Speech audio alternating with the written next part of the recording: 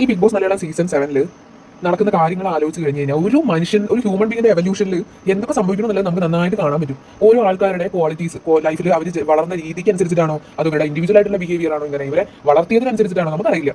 ഇവരെന്താണ് ഇങ്ങനെയെന്നുള്ളത്.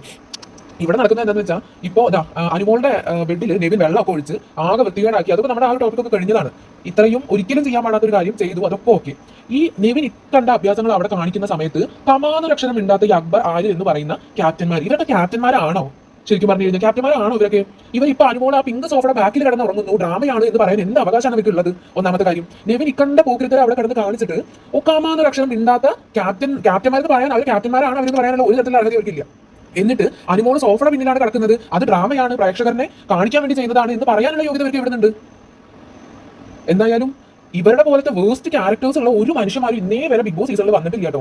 ഇന്നേ വരെ വന്നിട്ടില്ല. ഈ വന്നാൽ തന്നെ അവർ മുന്നേ വിറ്റായി പോയി. ഇപ്പോഴാണ് ഓരോരുത്തരുടെ സ്വഭാവങ്ങൾ പുറത്തോട്ട് വരുന്നത്. ഈ നെവിൻ എന്ന് പറയുന്ന വ്യക്തി അനുമോളുടെ ബെഡിൽ പോയിട്ട് പാത്രത്തിൽ കൊടുത്ത് വെള്ളം ഒഴിക്കുമ്പോൾ ആരും അവിടെ കടന്ന് കൈ കൊട്ടി ചിരിക്കുകയുണ്ടായിരുന്നത്. ഇത്രയും ചെറിയ ചൈൽഡിഷ് ആയിട്ടുള്ള ബിഹേവിയർ ആരിനല്ലാതെ വേറെ ആർക്കും അവിടെ ഉണ്ടാവില്ല. ഈ കാണിച്ച നെവിൻ പോലും ഇങ്ങനെ ചൈൽഡിഷ് ആയിട്ട് കാണിക്കുന്ന എനിക്ക് തോന്നുന്നില്ല. ഓട്ടെ, ആര്യന്റെ കാര്യം പിന്നെ നമ്മൾ സംസാരിക്കില്ല. നമ്മളെ ഒരു ഡിഫറെന്റ് ആയിട്ട് ഒരു വീഡിയോ നമ്മൾ ആര്യന്റെ കാര്യം ചെയ്യും. ആര്യൻ എന്ന് പറഞ്ഞു കഴിഞ്ഞാൽ ഹൈ കാലിബറിൽ വന്ന ഒരാളുണ്ടായിരുന്നത്. ആൾക്ക് എത്ര ഹൈ ലെവലിൽ എത്താം. ഈവൻ നമ്മൾ സ്റ്റാർട്ടിംഗിൽ ഫസ്റ്റ് വീക്കിൽ നമ്മൾ വിചാരിച്ചിരുന്ന ആര്യനായിരിക്കും ബിഗ് ബോസ് സീസൺ 7 വിന്നർ കപ്പടിക്കാൻ പോകുന്നത് ആര്യനൊക്കെ വിചാരിച്ചിട്ടുണ്ടായിരുന്നത്. അത് എന്റെ എള്ളി മാറ്റിക്കൊണ്ട് നമ്മുടെ ജിസയിൽ ആര്യനെ തൂക്കിയെടുത്തു എന്ന് പറഞ്ഞാൽ മതിയല്ലോ. ജിസൈലിന്റെ ഒരു ട്രാപ്പിൽ ആരും വീഴുകയും ചെയ്തു. പിന്നെ ആരും അതിന് പുറത്ത് കിടക്കാനും പറ്റില്ല. ജിസയിൽ പോയിട്ടും അവൻ ഇപ്പോഴും പുറത്ത് കിടക്കാൻ പറ്റില്ല. എത്ര പെർഫെക്റ്റ് ആയിട്ടാണ് ആൾ ഓരോ ടാസ്കും ചെയ്യുന്നതെന്ന് അറിയാമോ? ആൾ എത്തിക്സിന് നിരക്കാത്തത് ചെയ്യാതെ വൃത്തിയായിട്ട് ആ ബിഗ് ബോസിൽ ഒറ്റയ്ക്ക് ഗെയിം കളിച്ചിട്ടുണ്ടായിരുന്നു. 100% പറയായിരുന്നു എന്റെ വോട്ട് ആര്യനായിരിക്കും ഞാൻ കൊടുക്കുന്നുണ്ടാവുക. എന്റെ വോട്ടല്ല, ഈ മിക്ക മലയാളികളുടെയും വോട്ട് ആര്യനായിരിക്കും കിട്ടുന്നുണ്ടായിരിക്കും. അത്രയും ടാലന്റും അത്രയും കഴിവും ഫിസിക്കൽ ടാസ്കിലുള്ള കഴിവും ഉള്ള ഒരാളാണ്ടായിരുന്നത്.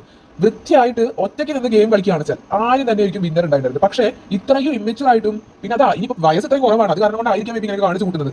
അപ്പൊ ഇത്രയും ഇമ്മച്ചുവർ ആയിട്ടുള്ള ഒരു കണ്ടസ്റ്റന്റ്, ആളുടെ വിചാരം ആൾക്ക് നല്ല മെച്ചൂരിറ്റിയാണ്, ആൾ പറയുന്നത് എല്ലാവരും ശരിയാണെന്നാണ് വിചാരം. ആ ബിഗ് ബോസ് ഹൗസിലെ ഒരൊറ്റ മത്സരാർത്ഥി പറയുന്നത് ആരും കേൾക്കില്ല.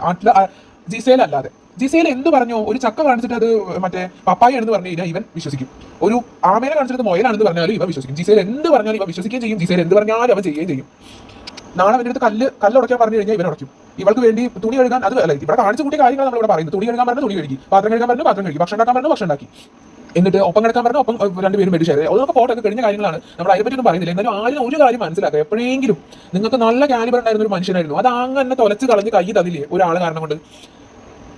ഭയങ്കര കഷ്ടം തന്നെ ആര്യന്റെ കാര്യം. അങ്ങനെ അത് നമ്മുടെ ദൈവത്തിന്റെ ഒരു വിധി എന്ന് പറയില്ലേ. ടോപ്പ് 5 വേണ്ടി വന്നേക്കാം. പക്ഷേ ഇത്രയും ഒരു ആൾ ഫിസിക്കൽ ടാസ്ക് ചെയ്യുന്നതുകൊണ്ടായിരിക്കും ഇതിനെ സപ്പോർട്ടേഴ്സ് ഉള്ളത്. പിന്നെ കുറെ PR വർക്ക് എന്തെങ്കിലും കൊണ്ടായിരിക്കും അറിയില്ല നമുക്ക്. അല്ല, അനുമോളുടെ അത്ര 16 ലക്ഷം കൊടുത്തിട്ടുള്ള PR വർക്ക് ഒന്നും ആർക്കും ചെയ്യാൻ പറ്റില്ലല്ലോ. PR വർക്ക് പോയിട്ട് ആ കുട്ടിക്ക് ലോൺ അടയ്ക്കാൻ പോലുള്ള പൈസ ഇല്ല. എന്നിട്ടാണ് കുട്ടി ഈ ടാസ്കിന് ഈ ഷോയ്ക്ക് അകത്ത് വന്നിരിക്കുന്നത്. എന്നിട്ട് നിങ്ങൾ ഈ PR വർക്കിന് 50,000 ഡൊണേഷൻ, 50,000 സ്റ്റാർട്ടിംഗ് അഡ്വാൻസ് കൊടുത്തു, ബാക്കി ഇവിടുന്ന് വന്നിട്ട് തരാം എന്നൊക്കെ പറയുന്നത് എന്ത് അർത്ഥമാണുള്ളത്? ആ കുട്ടി ഈ ബിഗ് ബോസ് ഹൗസിൽ പോലും വരില്ലായിരുന്നു. ഇത്രയും കഷ്ടപ്പെടാൻ കുട്ടിക്ക് സഹിക്കേണ്ട ഒരു ആവശ്യം ഉണ്ടായിരുന്നില്ല. അവൾക്ക് അറിയാം ബിഗ് ബോസ് ഹൗസിൽ വന്ന ഇതൊക്കെ പ്രശ്നങ്ങൾ ഉണ്ടാകുന്നത്. ആ പേയ്മെന്റ് കൊണ്ട് മാത്രമായിരിക്കും അനുമോൾ വന്നിട്ടുണ്ടാവുക. പാവം, അവൾക്ക് ആ ഒരു പൈസ കിട്ടുന്നത്. എന്നിട്ട് ആ കുട്ടിയെ അവിടെ കിടന്ന് ഇങ്ങനെ ടോർച്ചർ ചെയ്യണം പാവത്തിന്. അങ്ങനെയൊക്കെ ഇത്രയും പൈസ ഈ കുട്ടിക്ക് പെൺകുട്ടിക്ക് ഇറക്കാറുണ്ടെന്നുണ്ടെങ്കിൽ ആ പാവ അമ്മ, ആ പാവം ചേച്ചി, അവർ കണ്ടാൽ തന്നെ നമുക്കറിയാം എത്ര സാധുക്കളാണ്. അവരുടെ സംസാരത്തിൽ തന്നെ അറിയാം എത്ര സാധാരണക്കാർ.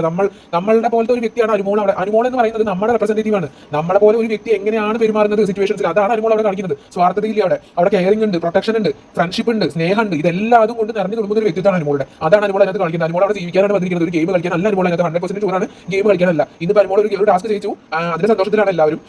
അതെന്തായാലും വളരെ നല്ല കാര്യമായി അനുമോൾ ഒരു ടാസ്ക് ചെയ്യിച്ചു എന്ന് പറയുന്നത്. ഈവൻ ക്യാപ്റ്റൻ ആവാൻ പറ്റിയില്ല പോലും അനുമോളിന് കപ്പ് എടുക്കാൻ പറ്റിയില്ല പോലും 100% from the day 1 onwards Anumol തന്നെയാണ് സ്കോർ ചെയ്തിരിക്കുന്നത്. അത് കണ്ടന്റിന്റെ കേസിലാണെങ്കിലും, ഒരു എത്തിക്സിന്റെ കേസിലാണെങ്കിലും, മര്യാദയുടെ കേസിലാണെങ്കിലും, എല്ലാ കേസിലും സത്യത്തിന്റെ ഭാഗത്ത് മാത്രമേ നിന്നിട്ടുള്ളൂ, കണ്ണിൽ കണ്ടത് മാത്രമേ പറഞ്ഞിട്ടുള്ളൂ. അത്രയേ ഉള്ളൂ അനുമോളെ പറ്റിയിട്ട്.